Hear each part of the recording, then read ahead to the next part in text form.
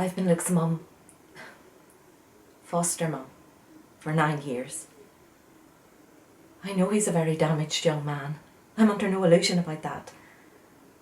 And I know you're concerned that he may be showing signs of schizophrenia. But I'm worried that he'd be labelled for life. He was 6 when he came to us. You know his mother's addicted to prescription drugs. He was undernourished. A wee scrap of a thing with scratches all round his neck. His clothes had never been ironed. And his hair was so long you couldn't see what colour his eyes were. That's when you could get him to look at you. He wouldn't let you touch him. Even now, he'll only let me hold him when he has a nightmare. I know you have all the social work reports and the medical reports, but you'll never really understand him unless you've lived with him, and I need you to listen to me. Sure, on paper he's the damaged young man who's been through a terrible trauma, who has anger problems and is violent, but he's never been violent to me. He hits out when he feels threatened. And I know he doesn't show love, but it's there. I see it. I haven't given up on him, and I never will. Somebody has to fight for him.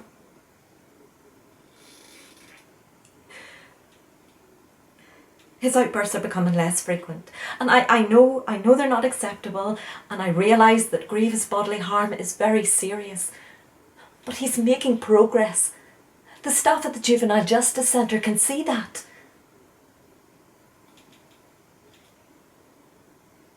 He told me that sometimes going into the JJC is a blessing. It lets him rest.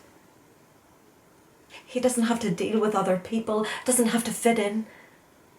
And when he's locked in his room, he doesn't have the fear that somebody's going to hurt him. You see, we have men coming to our home looking for him because he owes them money. Luke wasn't born bad. And he isn't bad. He's just lost.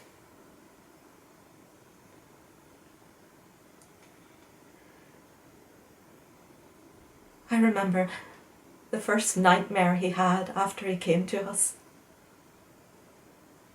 He was screaming and scratching at his neck, kicking out and struggling to get out of bed. He soiled himself. And all I could do was hold him and try to stop him hurting himself. We both know what he was reliving, and we can't forget that in the midst of everything that's happened since.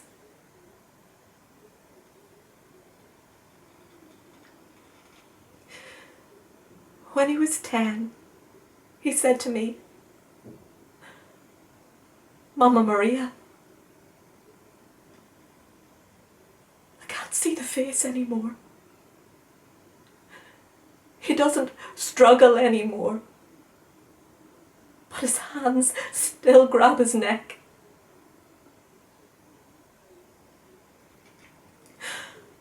I was so shocked that he'd opened up to me that all I could do was ask him how it made him feel. He said, "It's like I'm rubbing him out so that he can't come into my dreams.